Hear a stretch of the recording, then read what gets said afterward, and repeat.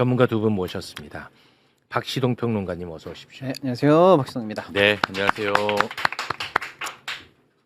박시동 평론가님은 주식 투자하세요? 그럼요.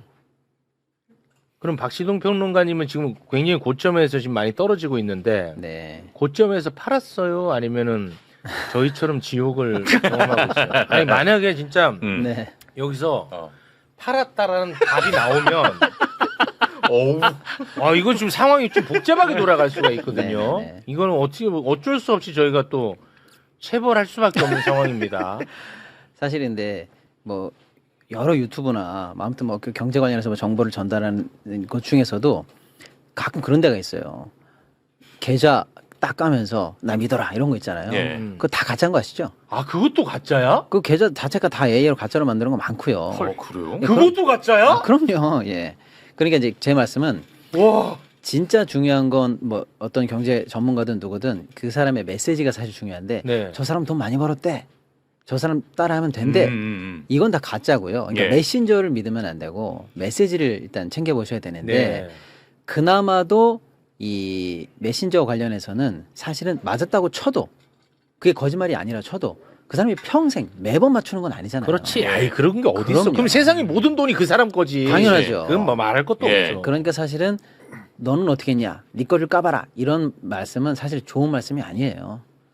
그런데 이렇게. 일단 그렇게 해놓고 피해가? 해놓고 그렇게 피해가? 다만 근데 제가 이제 어제부터 사실은 엊그제 한 이틀 전에 이제 사실은 좀 비슷한 얘기를 하긴 했어요. 처음으로 방송에서. 왜냐하면 하도들 요새 힘들어하시니까 뭐 그래도 이제 방송을 통해서 시청자분들이나 투자자분들과 소통하는 사람 아닙니까 저는. 그렇죠. 그러니까 이제 사실은 뭐 결이 다르거나 너만 딴 세상에 가 있거나 그러면 안 될 거 아닙니까? 그렇죠. 그래서 이제 너는 너의 비유대로 너는 행동했느냐 뭐 이런 것도 좀 위로받고 싶어 하실 것 같아서 네. 솔직하게 말씀드렸어요. 어. 예, 저는 사실 규모가 큰 편이죠. 제가 뭐 푼돈으로 하는 사람은 아니지 않습니까? 그래요? 난 예. 몰랐어 그것도. 그래 돈이 많은 사람이에요? 상대적으로 예. 뭐 오, 20대 부자야. 이제 막 투자하시는 분들이 뭐 1년 모았습니다. 1,000만 원 이런 수준은 아닐 거 아닙니까? 예. 와 몰랐어. 어느 정도로 하길래. 나는 이 부자인지 몰랐어. 아예 부자 아니에요. 예. 예를 들어서 그런고 또 이 업계에 들어온 지 벌써 20년이 넘은 사람이잖아요. 와, 그래요? 네. 그런 어떤 얘기를 쭉 하면서 여러분들과 함께 하고 있다. 걱정하지 마시라는 차원에서 소통하는 차원에서 살짝 말씀드린 게 고점이 6월 17일이에요. 최근 단기 고점이. 아, 그랬어요? 예. 9,100 넘어갈 때가 그때 6월 17일이에요. 와. 그날 이후로 한 주도 사고 판 게 없습니다. 저는. 그런 말씀을 드렸습니다. 그래. 예, 그러니까 그때 이후로 너도 그럼 30% 빠졌네? 맞아요. 그래? 예. 근데 저는 왜 안 팔고 버티고 있느냐? 어. 그런 차원에서 말씀드린 거죠. 그래. 예. 그래서 저는 죽을 그런- 맛이네. 저는 조금 위로가 되는 것 같은 느낌. 죽을 맛이겠네. 그래서 야 제가 안 팔았으니까 나도 안 판다. 또 아까 이게 똑같은 인증 방식이거든요. 그렇게는 보지 마시고. 그렇게 보는 예, 예. 차원. 소통의 차원으로 그런 볼게요. 차원이라고 그냥 말씀드리려고 소통의 짧고 차원으로 말씀드립니다. 볼게요. 좋았습니다. 네네네. 고맙습니다. 합격. 이거 맞습니다. 네, 그리고 이분은 이제 주식 투자가 허용되지 않는 분입니다. 박근영 부장님 오랜만입니다. 박수로 모시겠습니다. 네, 안녕하세요. 박근혜입니다. 네, 반갑습니다. 주식 투자 허용되지 않는 분이잖아요. 허용됩니다. 그래요? 네, 대신에 신고를 하고요. 저희 회사에 신고를 하고 이제 계좌 매매에 대한 제한이 좀 있어요. 하루에 3번 정도밖에 매매를 못 하고. 투자를 하세요 네, 그러면. 그리고 뭐 연봉의 일정 부분 비율만 이제 할 수 있고. 할 조금 수가 있으면 있구나. 조금. 우리 대표님처럼 그렇게 큰. 크지는 수는 않고 아니고. 조금. 네, 조금 있습니다. 네, 알겠습니다. 일단 오늘 코스피가 어떻게 됐는지 잠깐 좀 보고 출발하겠습니다. 자, 6,820.60 마이너스 6% 이상 빠졌네요. 뭔지 모르겠어 나는. 어제는 또 엄청 오르더라고. 근데 오늘 또 엄청 빠지고. 등락폭이 너무 큰 거 나 아닙니까? 모르겠어요. 너무 힘들어 솔직히. 어떻게 해요? 뭐 그렇죠. 어제 좋았다, 오늘 빠졌다. 이게 뭐 어제 오늘 바뀐 게 뭐가 있을까 생각을 할 수 있지 않습니까? 네. 반도체도 그렇고 다른 섹터들도 마찬가지고 네. 하루 만에 뭐가 바뀌지? 이런 생각을 할 수밖에 없는데 그렇습니다. 내러티브에 너무 이제 민감하게 왔다 갔다가 좀 너무 심한 것 같아요. 어떤 이야기 나오면 좋아했다가 어떤 이야기 나오면 저 불안해하면서 또 급락이고. 예. 그러니까 이제 극단적으로 보면 심리가 너무 지금 약해졌다. 조그만 이야기에도 굉장히 급하게 움직이는 게 하루 만에 달라지는 건 크게 없는데 어떤 이야기가 나오면 너무 민감하게 반응하는 거는 조금 이제 민감한 센티가 좀 부정적인 센티 좀 그러니까 불안한 거죠. 그리고 개인들 투자 지금 시장에서 보면 아 이놈의 주식 그냥 올라오기만 하면 다 팔고 나가야지. 심리가 실제 그런 게 좀 많아졌다 볼 수 있고. 그럼 지금 뭐 현장에서. 스토리보다는 심리의 문제를 더 크게 보시는군요. 예, 그렇기도 하고 어제는 이제 또 반도체 부정적인 이야기가 또 나오기도 했어요. 그저께는 좋은 이야기 나오고 어제는 또 부정적인 이야기 나오고. 아유, 놀고들 있네. 그러니까 이게 뉴스 플로우에 따라 너무 왔다 갔다 합니다. 예, 그러니까 사람들이 지치는 거고 이 변동성이 지치니까 빠져나가고 예. 고객 예탁금이 140조 원까지 올라갔었는데 고객 예탁금이 110조 원 아래로 떨어졌거든요. 30조 원 이상이 나가고 많이 떨어져 나갔네. 어제 뉴스를 보니까 예금으로 또 옮긴 게 또 많다. 이런 그래요? 이야기도 나와요. 아, 진짜? 이제 안전자산이 중요하다고 네. 생각했나 그러니까 오늘도 보다. 금리 인상을 좀 했지 않습니까? 오늘 한국에서 한국은행이 네. 기준금리를 올렸어요. 네, 0.25% 올렸습니다. 0.25%. 예. 근데 그거는 우리가 뭐 예상했었던 거잖아요. 네, 맞습니다. 네. 근데 이제 그게 아무튼 뭐 너무 지치고 그리고 또 최근에 늦게 들어온 분들이 예. 이제 굉장히 좀 힘들어지고 이게 손실률이 보통이 아니고요. 고점에서 지금 뭐 얼마 안 된 시간 동안에 힘들어지니까 다들 지금 뭐 아우성이죠. 현장에서는. 일단은 그러면 지금 시장 상황을 뭐 잠깐 설명을 좀 네, 좀 근본적으로 드려야 될 것 같아요. 왜냐면 근본적으로 오늘 퐁당퐁당하면서 오늘 왜 퐁이고 오늘은 왜 당이고 이걸 매일매일 소개하는 것도 의미가 있지만 네. 잠깐 조금 시스템적인 얘기를 좀 해야 될 것 네, 같은데요. 네. 시스템으로 가시죠. 네. 그 일단은 오늘 떨어진 이유는 좀 이따 한 번 더 설명을 드릴게요. 그래도 오늘 시황이 있으니까. 네. 그런데 삼성과 하이닉스 두 종목 합산 비율이 60이에요, 우리나라가. 네. 예. 그러니까 너무나 절대적이죠. 그렇죠. 뭐 이게 오르냐 그러냐가 아니라 벌어진 현상입니다. 네. 다른 종목이 망해서 그런 것도 아니고 우리가 뭐 투기판이 돼서 그런 건 아니고 두 종목이 워낙에 천문학적인 이익을 내다 보니까 앞서가는 측면이 좀 있어서 벌어져 놓고 보니까 너무나 집중도가 커진 상황이에요. 그리고 삼성이나 하이닉스를 들고 있는 종목. 그래서 야 내가 삼성이나 하이닉스를 못 사니까 너라도 들고 있어야 되겠다라고 하는 종목이 있어요. 삼성의 지분이 많은 회사들, 삼성물산, 삼성생명, SK스퀘어 이런 회사까지 사실은 같은 카테고리에 묶여 있다고 보면 아, 되죠. 네, 네. 요런 애들이 비중까지 합치면 훨씬 넘죠. 와, 그것까지 합쳐버리면 훨씬 그러니까요. 좋겠네. 이거를 우리가 그냥 제가 이제 이렇게 설명드려요. 어. 볼링에서 1번 핀이라고 말씀을 드립니다. 아, 1번. 예, 도미노나 볼링에서 1번 핀이라고 해볼게요. 그래서 어떤 이유든 좋아요. 오늘 오른 이유든 내린 이유든 어떤 이유가 발동을 해서 1번 핀이 넘어져요. 그럼 1번만 넘어지면 돼요. 그렇지. 2, 3번은 각자 호재든 악재든 잘 살면 돼요. 합리적으로. 네. 근데 1번이 넘어지면 지금 우리 시장은 무조건 2, 3번이 같이 넘어집니다. 아. 1번 뒤에 이렇게 있기 때문에 넘어지면 두 개가 같이 쓰러져요. 아, 이게 뭐냐면 ETF입니다. ETF. ETF예요. ETF 우리가 많이 소개해드렸습니다만 과일 바구니라고 말씀드렸잖아요. 예. 그래서 심지어는 하이닉스가 오늘 떨어졌다. 그럼 삼성은 나하고 무슨 상관이야? 나는 괜찮아. 이럴 수 있잖아요. 예를 들어서. 근데 ETF에서 삼성 하이닉스 비중이 너무 높다 보니까 ETF는 삼성 하이닉스가 떨어진 만큼 그 전체 비중 내에서 얘네들이 차지하는 수익률만큼을 또 같이 움직여야 되거든요. 그러니까 그 과일 바구니에 있는 나머지 애들도 덩달아 팔려요. 같은 비중과 같은 네. 수익률로. 그러니까 나는 아무 문제가 없는데 1번 핀인 삼성이나 하이닉스 중에 하나만 넘어져도 나머지 과일 바구니 안에 있는 애들이 무차별적으로 빠져요. 무차별. 같은 비율로. 아. 예. 그러니까 2, 3번이 같이 넘어지는 게 시스템이 된 겁니다. 그런데 거기까지만 해도 억울한 애들이 많은데 그러니까 왜냐하면 여러분이 갖고 계신 종목상 한번 열어보세요. 오늘 올라간대 그러면 너까지 올라가라고 하는 것까지 상관없이 전부 다 빨간불입니다. 오늘 빠진데 그럼 보세요. 얘까지 빠질 이유가 뭐가 있나 했으면 전부 다 파란색이에요. 다 파란색이에요. 이게 바로 그 2, 3번 핀이 같이 넘어지는 겁니다. 아. 무차별성이라고 할게요. ETF 무차별성. 예. 자, 그런데 여기 이제 우리가 한 번 더 들어가면 레버리지 ETF 아시죠? 곱하기 네, 2짜리. 네. 지금의 그게 문제죠. 들어온 이유로는 이제 2, 3번이 넘어지면 마지막에 레버리지가 넘어지면서 레버리지는 곱하기 2씩 증폭을 시켜요. 그러니까 2, 3 뒤에 뭐예요? 4, 5, 6, 7, 8까지 넘어지죠. 2의 제곱으로 넘어지는 거. 1 넘으니까 2, 2 넘으니까 4. 그래가지고 곱하기 2의 효과로 우리 시장에 다시 되돌림 증폭기가 작용돼요. 네. 여기까지는 시스템이에요. 그러니까 예를 들어서 뭐 트럼프가 뭐라고 했대. 미국이 무슨 일이 났대. 그럼 일본 얼마나 빠졌어? 대만 얼마나 빠졌어? 그럼 1, 2. 근데 우리는 8 이렇게 빠지잖아요. 네. 이게 무차별적으로 빠졌으니까 지수를 다시 한번 떨어뜨리고 무차별성 곱하기 2가 되니까 8씩 빠지는 거예요. 이게 지금 시스템이거든요. 자, 그렇기 때문에 사실은 오늘 왜 빠졌어요를 말하는 건 시스템을 빼놓고는 얘기가 안 돼요. 그러면 이제 다시 거꾸로 올라가서 1번 핀이 세워지면 2, 3이 같이 일어나요. 2, 3이 일어나면 4, 5, 6, 7, 8이 같이 일어나요. 예. 그러니까 8%씩 올라가는 날도 있고 10%씩 떨어지는 날도 있는 거예요. 맞아요. 전부 다. 네. 그러니까 이제 핵심은 이제 1, 2번 핀이 넘어지느냐 안 넘어지느냐가 시장 전체의 오늘 움직임을 좌우하게 되는 거죠. 네. 그러니까 어떤 이유로 1, 2번 핀이 넘어지든지 말든지 간에 또 어떤 이유로 그걸 세워내기만 하면 된다. 지금 현재 이런 상황이에요. 네. 그러면 때려 죽여도 1, 2번을 세우면 되는 거 아니야? 그렇지. 그런데 이제 1, 2번 중에서 지금 2번에 뭔 일이 났어요. 하이닉스. 뭔 일 났어? ADR이 상장이 됐잖아요. 그거 좋다며 또. 아니요, 그러니까 이제 그거 관련해서 이제 함수가 조금 복잡해졌다는 걸 이제 좀 말을 해야 될 상황인 것 같아요. 뭐냐면 처음에는 좀 단순했죠. 예를 들어서 국내에 있는 ADR은 아니 국내에 있는 SK 하이닉스 주식은 뭐 예를 들어 이 정도 평가 받는데 같은 주식이거든요. ADR은 네. 주식 맡기고 보관증 받는 거니까 그냥 주식이라고 해도 돼요. 미국에 있는 건 왜 이거보다 2배, 3배야? 그러니까 항상 이런 게 이제 우리 불만이었는데 근데 진짜 같은 주식이 미국에 가니까 한국 주식은 늘 미국보다 저평가되는데 똑같은 게 미국에 있는 거잖아요. 그럼 걔가 이렇게 높게 평가받으면 당연히 본주랑 미국에 있는 주식이랑 키 맞추기를 하면서 견인될 거야. 견인하겠지. 요거까지는 우리가 긍정적으로 전망을 했는데 네. 요 최근에 어떤 일이 생겼냐면 우리나라 본주가 반도체 펀더멘탈로만 움직이지 않잖아요. 방금 말씀드렸죠. ETF 움직여, 레버리지 움직이고 하니까 앉은 자리에서 하이닉스가 엊그제는 15%가 빠졌어요. 말이 안 되지 않습니까? 장사 잘하고 있고. 그렇습니다. 아무 문제 없는 회사가 하루쯤에 왜 15% 빠져요? 말이 안 되는 일 한국에서 본주에서 딱 벌어져요. 그럼 미국에 있는 ADR이 거꾸로 한국에서 뭔 일 났냐?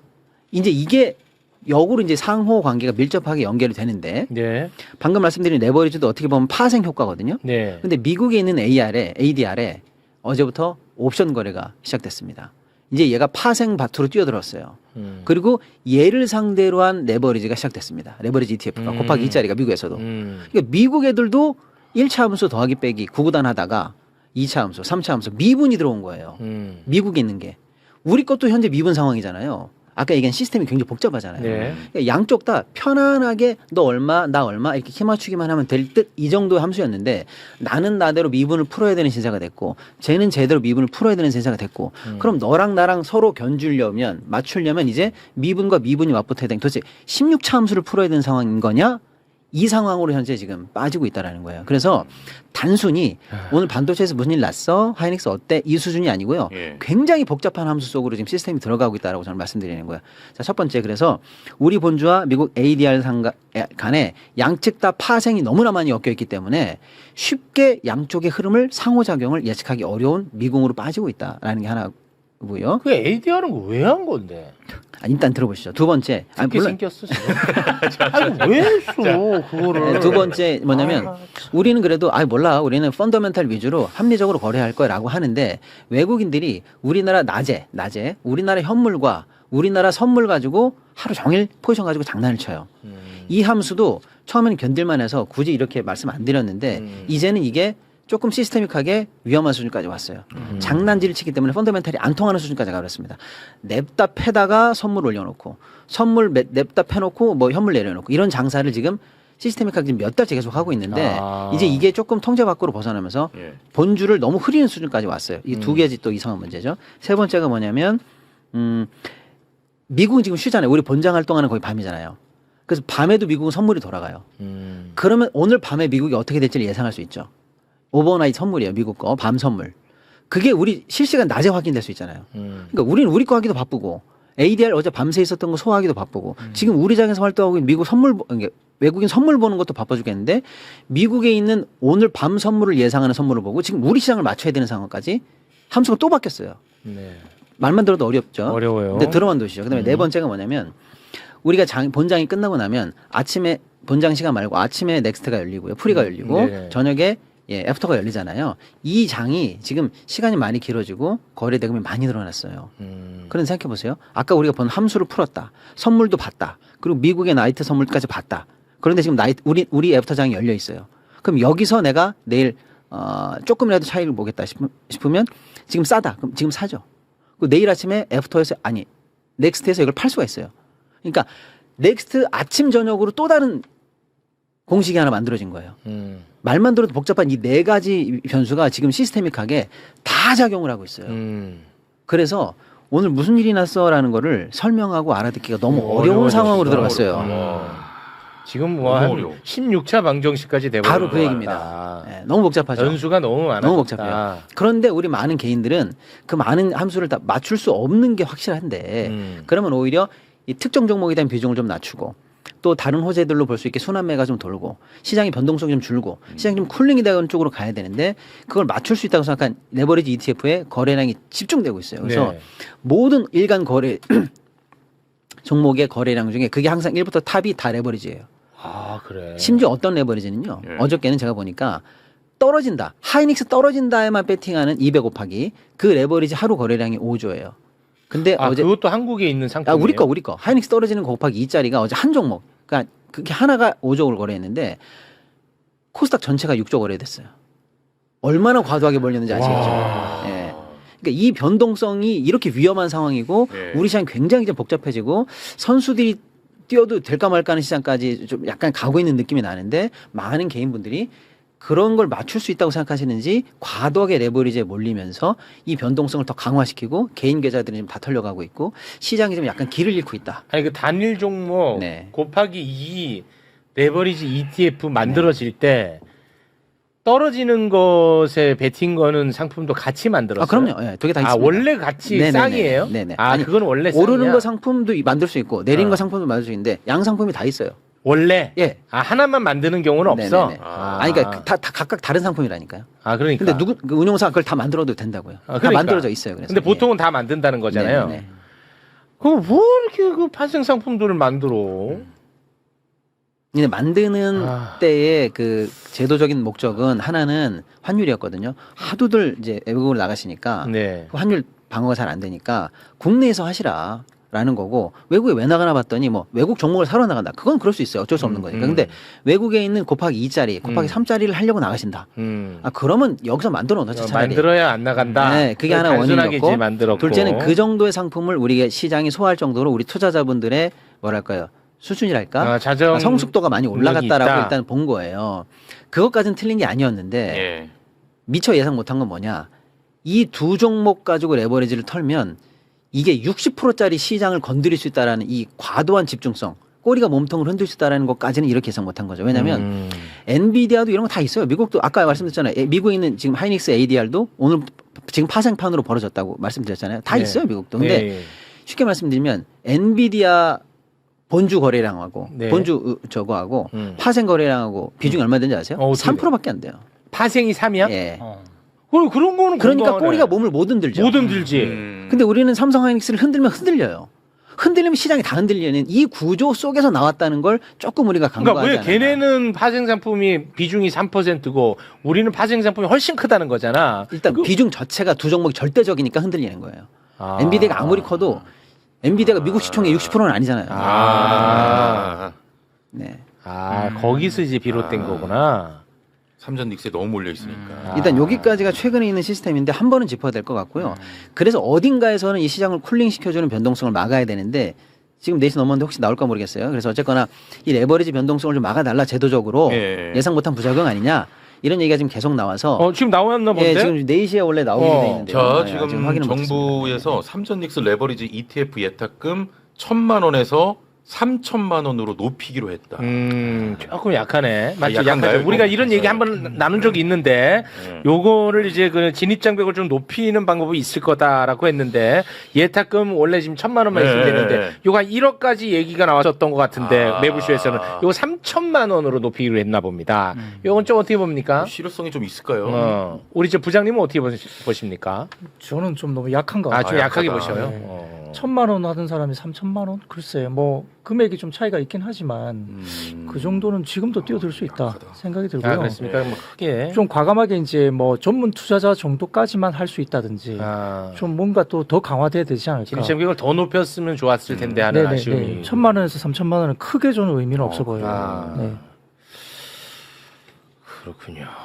일단은 지금 아직 속보니까 다는 못 봤는데 네. 지금 나온 게 이제 예탁금 기본이 3천이잖아요. 3천은 약합니다.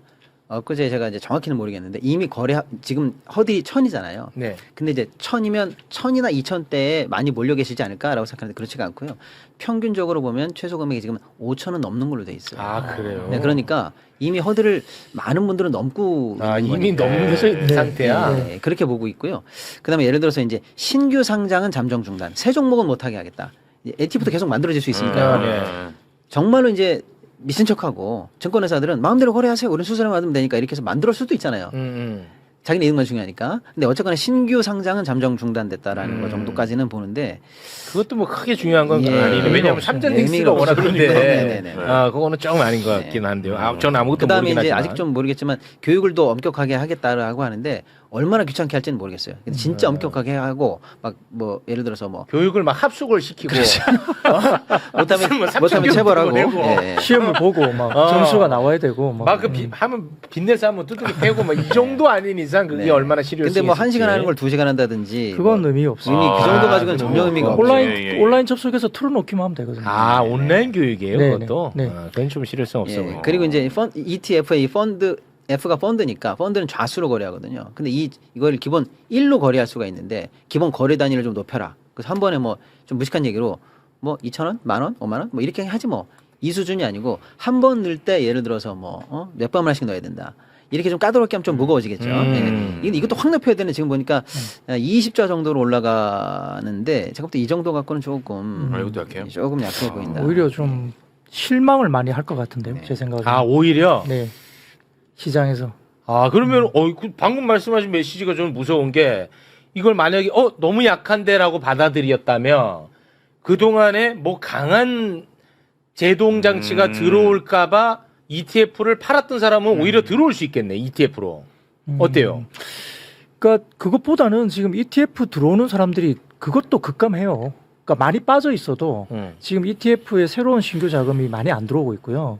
기존 있는 것도 이제 손실이 나기 시작했고 다행인 것은 ETF 거래 대금이 전체 시장의 50% 넘게 ETF가 전체 하루 거래량의 거래 대금이 50% 넘었었거든요. 네네. 근데 어제자 기준을 보면 한 22%로 아, 많이 ETF 떨어졌네. 거래 대금이 그건 좀 비중이 다행이네. 좀 줄었어요. 손실도 나기도 했고 신규 금액이 별로 안 들어오는 거예요. 아, 많이 빠져 그래요? 있어도 있는 것도 나가고 그러니까 예탁금도 빠지고 ETF도 지금 이제 아주 그냥 염증이 생기는 거죠. 이쪽에서 너무 터지니까. 그래서 새롭게 안 들어오고 있는 것도 나가고 그런 것도 있는데 그래도 아직까지는 전체 절대 비중이 너무 크기 때문에 예. 아직은 좀 흔들림이 너무 심하다 볼 수 있기 때문에 오늘 저는 개인적으로는 그냥 제 개인 생각입니다만 네. 대책으로 치기에는 좀 저는 좀 너무 약하다. 약하게 보시는 이거 전 뭔 소리인지 하나도 모르겠는데 속보 나와서 바로 전해드릴게요. 전에 그냥 읽기만 해. 저 읽기만 할게요. 음. 증권사 LP 괴리율 관리 의무 기준 3%에서 2%로 강화. 적정 괴리율 위반 시 운용사 신규 ETF 상장 제한. 네, 뭔 뭐 소리야? 되게 어려운 얘기인데 크게 중요한 건 아니에요. 아니, 이것도 안 왜냐하면 중요해? LP. 그러니까 펀드를 만들어 쓰잖아. 아니, 쉽게 말하면 이제 ETF도 펀드 아까 과일 바구니라고 했잖아요. 예. 그럼 예를 들어 보세요. 그러니까 과일 바구니 안에 이 양파 껍질차하고 뭐 결명자차, 호박차 이 두 개가 있잖아요. 그럼 요거가 1,000원, 요거가 1,000원이면 과일 바구니는 얼마가 돼야 정상이에요? 2,000원. 2,000원이거나 뭐 바구니 가격 더해가지고 2,100원 정도 되면 정상이잖아요. 네. 근데 이게 값이 올랐는데 과일 바구니가 값을 안 올리고 있어. 아니면 이게 값이 까졌는데 과일 바구니 값을 안 내리고 있어. 이렇게 해서 이 안에 있는 실질 가치와 과일 바구니 가치 차이가 벌어지면 괜히. 과일 바구니를 잘못 사거나 사고 파는 사람들이 떼돈을 벌거나 실수를 볼 수가 있잖아요. 마진을 많이 남길 이 수 괴리율을 있고. 줄이는 게 증권사의 의무예요. 아, 여기 있는 그 의무야? 것과 과일 바구니 합산 가격을 맞춰줘야 돼요. 그거 그런 게 똑바로 있어? 맞춰 그 뜻이에요, 사실. 그게 이제 원래는 넉넉하게 3%였는데 그거는 2%로 좀 강화했다는 거구나. 그 내용 이제 의미는 알아들었는데 그게 또 어떤 의미인지는 모르겠다. 너무 어렵다. 말은 알아들었는데 네. 그게 어떤 의미, 어떤 영향을 끼치는지는 잘 모르겠어요. 전체적으로 좀 실효성은 약간 낮을 것 같다 이런 약간 거죠? 조금 죄송합니다. 뭐 이거라도 시장이 일단 빨리 빨리 적용이 돼서 예, 그나마 예. 조금씩이라도 일단 신속하게 변동성 줄이는데 해야 되겠고 우리 같은 사람들이 방송에서 뭐 별거 아닙니다 이래가지고 또 괜히 그렇지. 신뢰를 떨어뜨릴 필요는 예, 없어요. 그렇게 막 함부로 이거라도 얘기하면 일단 안 돼. 빨리 들어가서 조금이라도 시장의 변동성을 낮추는 데 도움이 되면 좋겠지만 다소 좀 더 높았으면 하는 어떤 이렇게 만약에 어차피 이게 지금 시장이 자유를 맡깁니다. 뭐 하다못해 뭐 그런 방향은 아니잖아요. 네, 그러면 그래도 뭐 대책이 할 거면 나왔다는 세게 거. 좀 했으면 하는 생각은 조금 아쉬움은 있습니다만. 알겠습니다. 자 그리고 또 혹시 뭐 짚어줄 네. 이슈 같은 게 있을까요? 어떤 뭐 조금 아쉬운 부분은 분명히 저도 있는 것 같고요. 네. 말씀하셨듯이 어차피 뭔가 이 조치를 취한다는 거잖아요. 그렇죠. 조치를 취하는 거면 좀 할 거면 처음에 좀 세게 했어야지 되지 않나 예. 그런 생각 좀 해보고 좀 무서워지는 게 이거 실망을 해서 더욱이나 시장이 좀 안 좋아질까봐 뭐 이제 아까 말씀하신 대로 뭔가 그래도 대책이 나온 것에 대해서는 우리가 뭐 폄훼할 필요는 없지만 좀 시장에 대해서는 내일 좀 봐야 된다. 그 시간에도 지금 8시까지 거래가 될 텐데 이거 나온 뒤에 시간에 거래해서 시장의 반응도 긍정적일지 부정적일지를 봐야 되거든요. 예. 8시까지 넥스트 거래가 되니까 그게 뭐 별로 그렇게 실효성이 없다 생각하면 또 효과가 이제 시장에서 별로 안 나타날 거다 이거 봅니다.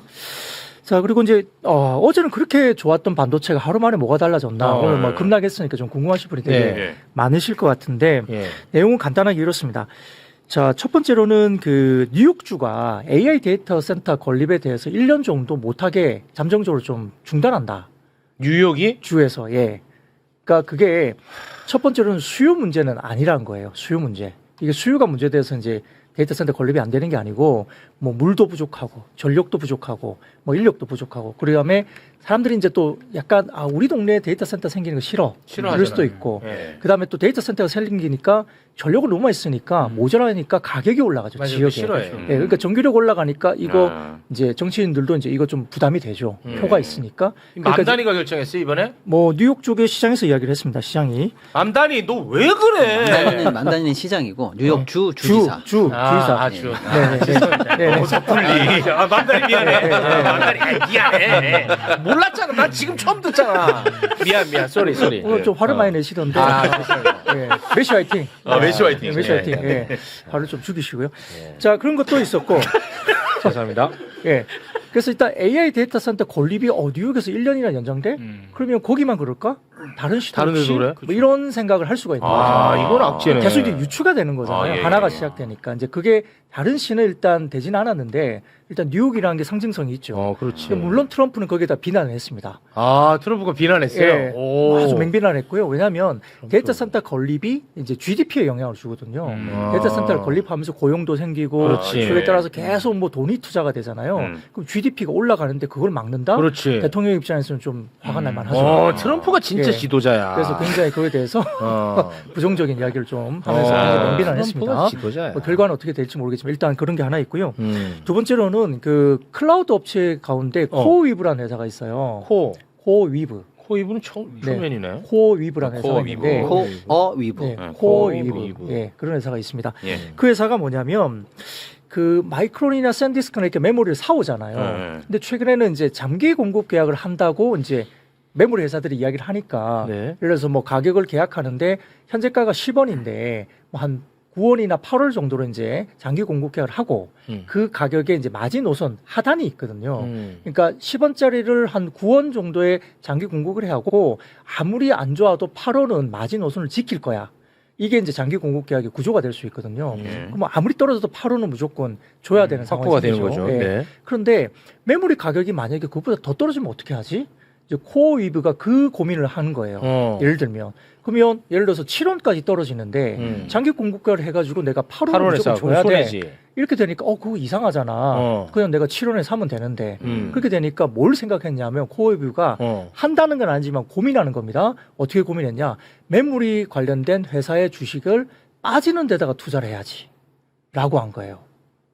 메모리 가격이 그러니까 메모리 회사에 대해서 그 회사의 주가에 빠지는 것에 대해서 내가 배팅을 하겠다. 그러니까 뭐냐면 가격이 8원까지 이제 이게 아주 낮은 가격이 8원까지 줘야 되잖아요. 그럼 자기는 시장에서 7원에 사고 싶은데 못 사죠. 그러면 이제 비싸게 사는 거잖아요. 그렇죠. 그게 이제 본인은 손해라고 생각하는 손해잖아. 거죠. 예. 그러니까 그 메모리를 파는 회사에 대해서 메모리 가격이 빠지면 이 회사도 주가가 빠질 거니까 그 주가가 빠지는 거에 대해서 내가 배팅을 하겠다. 그걸 해지 한다고 그러는데 네네. 그런 식의 아이디어를 고민하고 있다가 나온 거죠. 그러니까 메모리 가격을 빠지는 거에 배팅을 한다고 생각하는 거예요, 사람들은. 그럼 그 회사들 주가가 빠질 걸로 생각하는 거죠. 그렇지. 10원 하던 게 7원까지 떨어지면 메모리 회사가 주가가 떨어질 거야. 이 생각을 가지고 내가 이 계약에 대한 것은 건드리지 못하는데 그 메모리를 나한테 팔고 있는 회사에 대해서 주가를 떨어지는 거에 배팅을 하겠다. 그런 생각을 하고 그걸 고민하고 있다라는 이제 뉴스가 나온 거죠. 아니 그 지들이 그냥 자기들도 예상해서 그냥 고민하는 건데 네. 그게 무슨 뭐 악재인지 호재인지가 그게 성격 규정이 되는 거예요? 그러니까 그게 이제 심리가 굉장히 취약해졌기 때문에 그런 이야기가 나오니까 그러면 다른 회사들도 또 그런 식으로 가나? 하이퍼스케일러들이 예를 들어서 코이브 말고도 이렇게 데이터 센터 관련된 컴퓨팅 파워를 하는 이런 회사들이 클라우드 회사가 뭐 이런 비슷한 생각을 호시해서 같이 갈 건가? 이것도 고민이 되는 거고. 아, 이건 너무 억지다. 예. 이 소재는 이 재료라고 하나? 네. 이건 너무 억지다. 근데 이거는. 제가 볼 때는 이건 악재가 아니라 어떻게 보면 조금 저는 좋은 이슈라 생각해요. 좋은 이슈로 왜냐하면 예전에는 장기 공급 계약을 했을 때 파기하는 경우가 되게 많았거든요. 우리가 사각계 공급 계약을 했는데 사가는 쪽에서 아 이거 가격이 더 떨어졌으니까 계약을 했지만 나 이거 못 지킬 거야. 계약을 파기해. 파기하고 뭐 위약금 좀 있는데 아 그냥 안 주고 왜냐면 관계 때문에 이제 반도체를 파는 쪽에서도 관계가 있으니까 굳이 그걸 가지고 뭐 위약금 내놔라 소송 가고 이렇게 안 했단 말이에요. 네네네. 그래서 그런 장기 공급 계약이 과거에는 안 지킨 사례도 많았기 때문에 최근에 장기 공급 계약이 나오니까 야 예전에 그거 했다가 안 지켜진 거 많은데 믿을 수 있어 이런 반발이 되게 많았거든요. 근데 지금 이게 코어이브가 지금 왜 이렇게 했냐를 보면 공급 계약을 못 깬다는 분위기예요. 그렇잖아요. LTA 해가지고 10원짜리가 8원 밑으로 갔는데 내가 7원에 떨어지면 내가 최선을 줘야 되는 8원을 줘야 되는데 옛날처럼 깰 수가 있는 거 아닙니까? 과거에도 깼으니까. 네네네. 지금 그걸 안 깨고 나 그걸 못 건드리고 못 건드리고 더 빠지는 것에 대해서 내가 이걸 감당을 해야 되니까 오히려 이제 그렇게 많이 빠졌을 때 이걸로서 내가 좀 보상을 받아야 되겠다 이런 생각으로 다른 방법을 찾은 거잖아요. 그렇죠. 그러면 그 LTA 공급 계약을 못 깨고 뭐 위약금이 엄청 세다든지 어떤 강제 구속력이 엄청 세다든지 그런 것으로 사실 해석을 해야 된다. 그렇지. 맞다. 예. 그래서 그게 좀 제가 볼 때는 시장에서 그냥 단순하게 표면적인 걸 가지고 그렇지. 이제 뭔가 떨어진다고 생각하는 거 아니냐. 그래서 이것은 악재라 보기엔 좀 애매하다. 그런 겁니다. 그럼 예를 들면 이제 유가가 막 올라가잖아요. 유가가 막 올라가요. 네. 그래서 유가 올라가는데 나중에 빠졌어요. 거기에 대해서 그럼 어떻게 해지할 거냐 그렇게 생각하는 거 아닙니까? 유가 빠졌을 때 내가 공급 계약을 했는데 그러니까 뭐 항공주를 갖다 내가 내다 판다든지 이거하고 똑같은 거거든요. 그게 무슨 수단이 그렇지. 되지? 그러니까. 생각을 하는 거죠. 예, 그러니까 이 이야기는 사실 악재는 제가 보기에는 아니고 아니야. 어떻게 보면 LTA 계약이 더 강화되고 이제는 굉장히 강제력이 강화돼서 메모리를 파는 쪽이 오히려 굉장히 좀 뭐라 그럴까 힘이 더 세진 그런 사례인데 이걸 그냥 표면적으로 악재로 해석하고 그건 안 그대로 돼. 본 거죠. 예. 알겠습니다. 그런 것도 있고요. 그다음에 뭐 어쨌든 지금 중국에 이제 CXMT가 또 상장을 했습니다.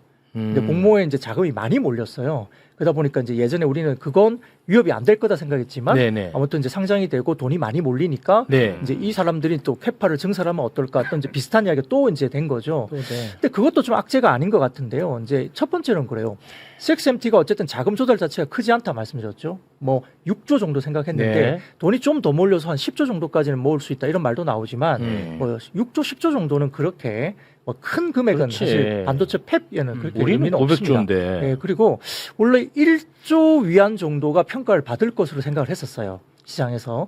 근데 실제 평가는 5,700억 위안 정도로 굉장히 밸류가 낮게 이제 상장이 되는 걸로 네. 결정이 됐습니다. 그래서 그걸 보면 CXMT가 굉장히 공격적이고 위협적이면 시장에서 위협적이면 1조 위안 이상으로 평가를 받았을 텐데 평가 자체가 5,700억 위안 정도로 낮게 형성되다 보니까 네. 그래서 아마 좀 돈들이 더 많이 몰린 것도 있어요. 1조 위안 생각했는데 5,700억 싸네. 위안? 싸네. 그래서 돈이 몰린 거죠. 그래서 아. 조금 더 몰린 건 맞는데 네. 그렇다면 평가가 마이크론을 위협할 건가? 삼성전자 위협할 건가? 하이닉스 위협할 건가? 그걸 보면 왜 평가가 떨어졌지? 라고 생각한다면 그것도 사실은 위협 요소는 아니죠. 그렇습니다. 예. 그래서 이제 그런 것들 복합적으로 조금 저희가 좀 이해하기 힘든 그런 구조에서 반도체가 빠졌는데 네. 그걸 해석하기에 따라서 또 다른 해석이 나오면 또 뭐 반등이 나올 수도 있겠죠. 예, 그렇습니다. 예, 그렇습니다. 그러니까 근본 이유는 흔들림이 없다라는 말을 되게 길게 하신 거야. 아니, 그러니까 이제 그렇죠. 오늘 있었던 이슈를 잘 부장님이 설명해 주신 거고 이 이슈를 이제 둘로 쪼개볼게요. 쉽게 말씀드리면 야 반도체 이상 없잖아 라는 쪽 소재가 있고 네. 걱정이야 라는 소재가 있다고 쳐볼게요. 그럼 네. 이 둘 간의 대결 vs 이렇게 놓고 한번 생각해 보세요. 반도체 이상 없어 라고 하는 게 뭐냐면 ASML이라고 하는 반도체 만드는데 가장 중요한 최첨단 노광 장비를 만드는 회사가 있어요. 네덜란드 회사. 네덜란드 그 예. 윤석열이 갔던 바로 그 곳입니다. 회사입니다. 네. 걔네들은 한 대에 막 수천억에서 조짜리 이 기계를 만들어요. 그거 누가 사요? 삼성, 하이닉스, TSMC, 인텔 뭐 이 정도만 삽니다. 지금 중국에 안 팔고 있으니까요. 그럼 얘네들이 계속 흑자를 내고 앞으로 흑자를 더 낸다는 건 뭐예요? 얘네들 기계를 받아서 반도체를 만드는 회사들이 계속 지금 장비가 필요하다는 뜻이잖아요. 그렇죠. 얘네들이 어저께 실적 발표를 했는데 어마어마한 어닝 서프라이즈가 나왔고 앞으로 캐파를 더 늘려야 되고 지금 뭐 난리다 이런 식으로 좋은 얘기를 했죠. 예. 그러니까 이게 좋은 얘기죠. 네. 그다음에 조금 전에 TSMC가 2분기 실적 발표를 했는데 우리가 다 알고 있는 것 만큼 서프라이즈가 또 나왔어요. 또 나왔어. 나 잘 파는데 문제 없어. 이렇게 또 얘기를 했어요. 다 이게 뭐예요? 반도체 이상 없고 AI 생태계 이상 없다라는 쪽의 소재들이 이렇게 이만큼 잔뜩 쌓여 있단 말이에요. 근데 반대쪽으로 해석할 수 있는 게 아까 이제 부장님 설명해 주신 것처럼 가만히 보자. 중국에 있는 메모리 애들이 상장을 하는데 이번에 돈 얼마나 땡기나 봤더니 한 6조 땡긴대. 야 그거 가지고 뭐 공장이라도 짓겠어. 이렇게 우리가 좀 우습게 봤는데 오늘 뚜껑을 열어보니까 한 12조까지 한 2배 정도 더 땡기네. 12조 땡겼어. 그게 뭐 그렇게 대단한 위협이에요? 근데 아무튼 이제 그래서 아이고 가만있어 봐. 돈이 좀 많이 몰리네. 얘네가 6조 갖고 있을 때는 아무것도 못 한다고 그러다가 12조 갖고 있으면 갑자기 뭐 반도체 황제가 돼요? 그게 아닌데 시장은 아무튼 그걸 부정적으로 해석한 거예요. 흥행이 되고 돈을 좀 더 많이 땡겼네. 이걸 이제 보고 그다음에 중장기적으로 한참 있다가 얘네들이 지금 세계시장 캐파가 한 7 정도 되는데 이게 다 완성되고 나서 나중에 많이 물량을 팔게 되면 한 11%까지 올라갈지도 몰라. 뭐 이런 걱정을 지금 하는 거예요. 이번에 상장하면서. 너무 땡겨서 한다. 이게 이제 안 좋은 뉴스 쪽이 또 하나가 있는 거고. 뭐 대충 이런 거예요. 그러니까 이 뉴스를 놓고 그다음에 말씀 이거 뭐죠? 아까 그 데이터 센터 미국 내에서 우리도 사실은 뭐 데이터나 송전삽 이런 거 하려면 지역 민원이 있잖아요. 있어요. 근데 지금 미국이 선거를 앞두고 있으니까 그 해당 지역 주지사나 이런 사람들은 뭐 선거 안 합니까? 우리 지역 못합니다. 민도가 높으면 그럴 수도 있잖아요. 근데 결국에는 그런 걸 다 뚫고 가겠죠. 그렇지. 데이터 센터를 안 하면 지금 죽는 거거든요. 죽는 거야 미국이. 그러니까 그 민원을 피해서 밖으로 나가든 뭐 전기를 우리 감당하겠다 하든 뭔 뚫고 나가겠지만 그렇겠죠. 다소간의 민원의 허들을 만날 수는 있겠죠. 다 아는 얘기입니다. 예. 다만 이제 뉴욕주가 처음으로 딱 거기에 서명을 하면서 조금 이제 가시적으로 이제 빡빡하겠는데 이런 느낌이 든 거죠. 뉴스가 없다는 건 아니고요. 네네. 이쪽에 그래서 반도체가 이상 없다는 뉴스와 걱정이라는 뉴스 중에서 여러분은 뭐가 더 중요하다고 가중치를 그 두시겠어요? 두 가지를 경쟁해서 붙여봤더니 이상 없다는 쪽이 우세하잖아. 훨씬 더 우세하죠. 합리적이잖아. 저 개인적인 여기서부터는 저도 개인적인 해석인데 저는 반도체 이상 없다라고 지금 나오는 이 뉴스들은 다 현찰이에요. 지금 돈 딱딱딱 보여주는 거예요. 아까 보여주잖아. 그 숫자로 보여주잖아. 보여주는 거잖아요. 그다음에 걱정이라는 건 뭐예요? 어음 정도 될까? 한 3년 있다 돌아올 어음 우리 막을 수 있겠어? 약간 이런 걱정이에요. 그렇지. 그리고 방금 부장님 말씀 주신 거 뭐죠 그 회사? 코어웨이브도 코어웨이브도 사실은 자기네들이 하이 레벨로 구속력 있는 계약을 맺어놓은 거잖아요. 네. 그럼 걔네들이 바본가? 야 그러다가 만약에 시장가가 훨씬 올라가면 우린 잘한 거다잉 이렇게 얘기하겠죠. 그렇지. 근데 만약에 내려가면 생돈 쓴 거잖아. 이땐 돈 좀 아까우니까 이거 어떻게 만회할 거야? 이런 거 누구나 다 검토할 수 있는 거 아니에요? 그렇지. 누구나 할 수 있지. 근데 그 검토를 하면 보나마나 얘네들이 반도체 얘네들이 할 수 있는 해지 방안이 많은데 그중에 하필이면 시장은 뭘 생각했냐면 반도체가 그러면 고점보다 내려갔다는 거야. 그럼 반도체 주가가 빠지겠지? 안 빠질 수도 있잖아요. 양이 늘 수도 있으니까. 여기서부터 인과관계 하나 점프된 거예요, 사실. 그렇지. 그렇죠? 그것도 안 맞아. 그러니까 반도체 주가는 내려갈 거야. 내려가는 데에다 배팅, 숏 치고 나면은 그 손실을 만회할 수 있을 거야. 얼마나 엉성한 논리입니까? 엉성해. 그렇게 해서 만약에 코어웨이브 재무담당이 그걸 그런 식으로 자금을 집행했다. 살아남겠습니까? 근데 시장이 이 시나리오를 돌리고 반도체 고점인가 봐. 큰 회사들이 반도체 결국 떨어질 걸 이제 염두에 두면서 해지 방안을 돌리고 있대. 너무 억지야. 예. 이런 식으로 지금 뉴스가 나눠지고 있는데 너무 억지야. 저 같은 사람은 개인적인 비유로는 이건 현찰이고 저건 너무 먼 어음이다 이렇게 얘기하지만 네. 시장이 어쨌거나 이런 뉴스를 고민스럽게 받아들이고 있다라는 투심 상황은 그것도 그거대로이니까 아니야라고 하면서 모든 사람들 다시 인식을 좀 바꾸게 되면 바로 내일 반등할 수도 있는 거고요. 걱정이 계속 쌓이는데 이런 사람이 많아지면 아무리 어음이라고 그래도 조심스러워지는 거죠. 그렇긴 예. 하죠. 이제 우리가 주목해야 될 것은 아까 뉴욕시의 데이터 센터에 대한 이야기는 수요 문제가 아니라는 거에 중점을 봐야 되거든요. 수요가 문제가 돼서 데이터 센터가 안 지어지면 정말 다 팔아야죠. 그거는 진짜 악재지. 그런데 수요 문제가 아니잖아요. 그렇습니다. 그러니까 그거는 전혀 문제가 없는 것 같고 그다음에 뭐 여러 이야기도 또 있기도 하겠지만 코어비가 왜 그랬을까에 대한 생각도 아까 말씀하신 대로 너무 엉성하잖아요. 엉성해. 그리고 가격을 놓고 메모리 가격 자체를 놓고 본인들이 뭔가 대책을 세운 게 아니라는 거죠. 네. 그냥 단순하게 내가 이렇게 되면 어떻게 하지? 이 이야기로서 이제 결국은 그냥 그런 거 일기장에 쓰라 그래요. 네네. 그러니까 너무 엉성하다는 생각에서 저희들은 이게 오히려 뭐 악재는 아니다고 평가를 하고 있는데 네. 시장은 이제 센티가 너무 무너져 있고 그러다 보니까 좀 문제가 되는 거고요. 자, 그러면 한두 가지만 좀 말씀드릴게요. 그래도 이제 긍정적인 이야기를 좀 드릴 수가 있을 것 같은데 네. 또 너무 긍정적인 편향이 아니냐 할 수도 있지만 데이터는 그래도 정확하게 있는 그 거니까. 맛에 우리 부장님 모시는 겁니다. 네네. 네. 그래서 첫 번째 자료 한번 띄워주시면 자, 우리 지난번에 모건 스탠리 막 이야기했지 않습니까? 예전에 뭐 겨울이 온다 그러면서 뭐 이야기 많이 했고. 올 겨울은 따뜻했다. 네, 뭐 그거 그런 아주 것- 나쁜 놈이야. 네, 그런 것도 모건 있고 스탠리. 또 이번에도 이제 반도체를 좀 꺾어라 그렇게 이야기를 좀 했던 모건 스탠리입니다. 자, 그럼에도 불구하고 1번 자료 보여드리면 진짜 나쁜 놈이야. 이 표에서 오른쪽 아래쪽에 빨갛게 되어 있는 부분이 보이실 거예요. 숫자 네, 나오는 거. 마이너스 15%. 예, 예, 숫자 나오죠. 네. 그게 26년도에 HBM의 공급이 수요 대비 17% 모자란다는 본인들의 평가를 냈고요. 올해. 그리고 내년에는 27년 오른쪽에 보시면 본인들이 추정컨대 15% 정도 또 모자랄 거다. 그러니까 부족하다, 이거네. 아직도 부족해, 공급이 병목이야, 부족하다. 병목. 병목이죠. 예. 네.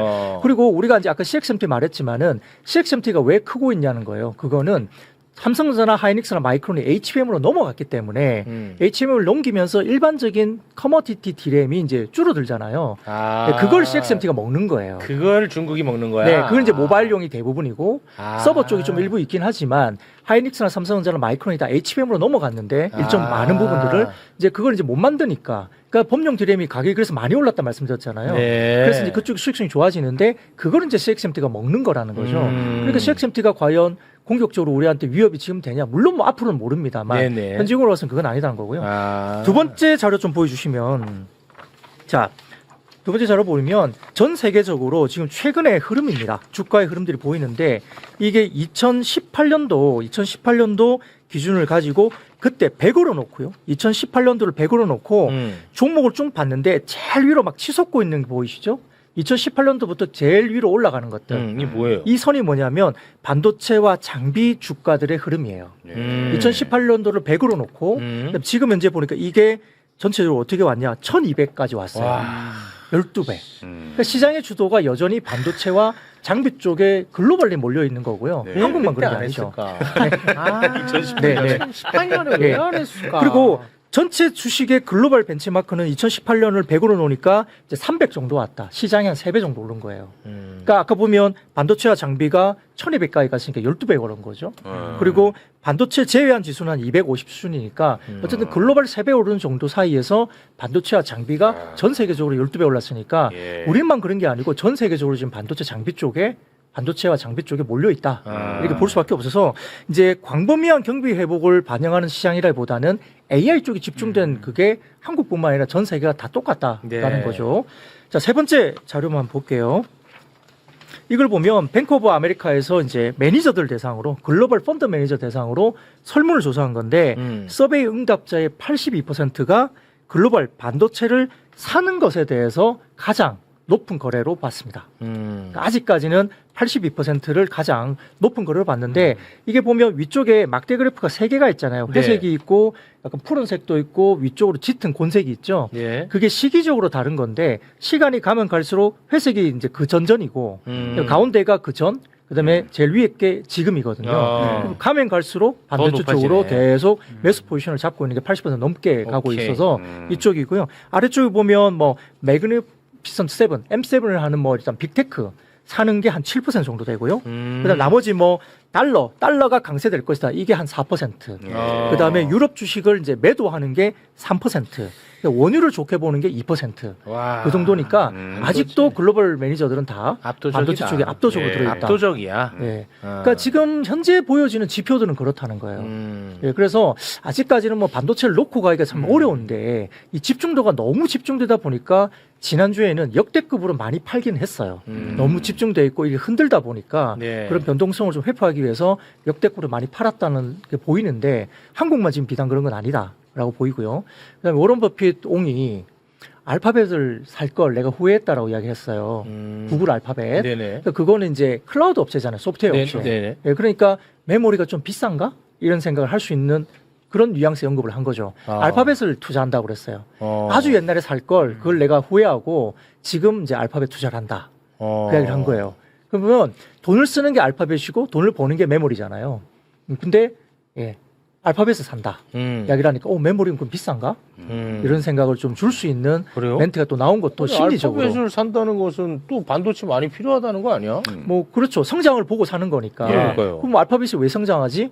AI로 성장하는 거잖아요. 네. 그렇게 보면 그것도 그렇게 해석하는 것도 틀린 거죠. 예, 그렇긴 한데 약간 AI 버블을 좀 자극할 수 있는 뉘앙스로 들렸다고 이제 평가를 하는 거니까 이것도 사실 어떻게 생각하느냐에 따라 다른 거죠. 그렇습니다. 주가 오르면 긍정적으로 판단하겠죠. 네. 빠지니까 그걸 가지고 또 뭐 부정적으로 판단하는 게 이제 약간 후행적인 판단이긴 한데 그런 이슈도 좀 있었다. 네. 이것도 시장에 말씀드릴 수 있습니다. 알겠습니다. 자, 일단 바다 여기서 좀 한두 가지가 마무리를 아니네. 지을까 하는데 두 분에게 단도직입적으로 하나 여쭤보겠습니다. 앞으로 뭐 언제가 될지 모르겠지만 고점에서 지금 많이 빠진 상태인데 이거 다시 회복될 거라고 보십니까? 아니면 예전만큼 그렇게 회복되기는 어려울 거라고 보시는지 그것만 듣고 마무리 짓겠습니다. 답은 정해져 있습니다. 다음 출연도 이 대답으로 결정. 그런가요? 네. 아니 굴하지 않고 제 의견을 드리겠습니다. 네, 의견을 주세요. 출연 자체가 문제는 아니고 네. 우선은 4번 그림 한 번만 볼까요? 그러면 4번 그림 이제 보면 이제 점이 엄청 많이 돼 있잖아요. 점이 막 찍혀 있어요. 4번 그림 보시면 오른쪽 가로축은 ROE 돈을 버는 거라 생각하시면 됩니다. 돈을 버는 네, 거. 오른쪽으로 가면 갈수록 돈을 많이 버는 거죠. 그리고 이제 세워지는 Y축을 보시면 그거는 올라가면 올라갈수록 밸류 배수를 높게 받는 거예요. 올라가면. 네. 그래서 보면 이렇게 좀 네모난 게 이렇게 추세가 그려져 있잖아요. 그러니까 많이 벌면서 이제 그러면 밸류를 높게 받는 그런 시장으로 계속 추세가 적혀 있어요. 근데 지금 이렇게 화살표가 되면서 현재 구간으로 된 그 점이 보이시죠? 네. 그 추세 이탈되면서 밑으로 확 떨어져 있죠. 미치겠네. 그러니까 많이 벌면서 배수를 못 받고 있는 거예요.